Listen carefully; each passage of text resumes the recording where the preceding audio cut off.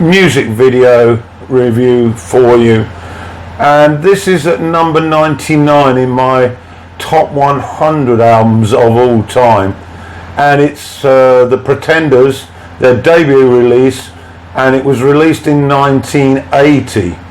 The Pretenders with Chrissie Hynde on vocals and rhythm guitar, Martin Chambers on drums, Pete Farndon, the late Pete Farndon, on bass, and also the late James Honeymoon-Scott on guitar and keyboards. And I'd like to dedicate this review to my friend Tim Fowler, if he catches this on YouTube. Tim, of course, lives in the West Midlands, and we became friends in Nottingham at Trent Polytechnic in 1980 when this was released. Well, butt-kicking debut whiz that lit up the airways back in 1980 when radio still meant something.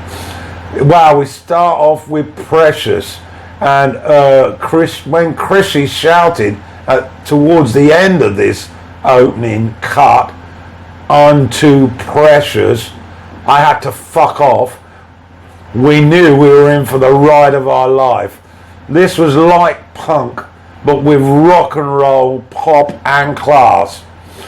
The link from track 1 to the second track, the phone call, and the third, Up the Neck, just sounds so live that you want to be in the audience bopping along to it.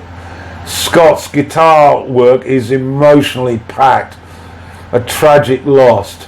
Next up, Tattooed Love Boys returns us to full speed with squealing guitar work from Scott, and Chambers murdering the drums as they jettison into Space Invaders.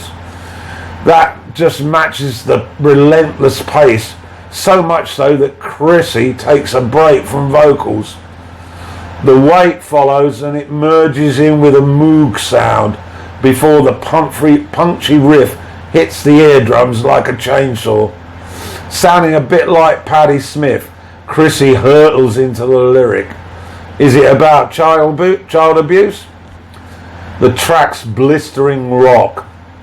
At last the pace drops, but the quality continues with the first of a series of rock ballads of a sort that adorn side 2. Stop Your Sobbing allows us to hear Chrissie extend her sexy soulful voice, very 50s Spectre-ish with harmonies to boot. Next is a personal favourite of mine, Kid.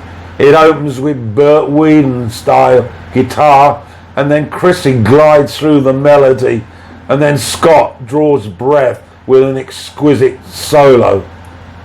Private Lives follows, and one complaint, it just goes on a little too long.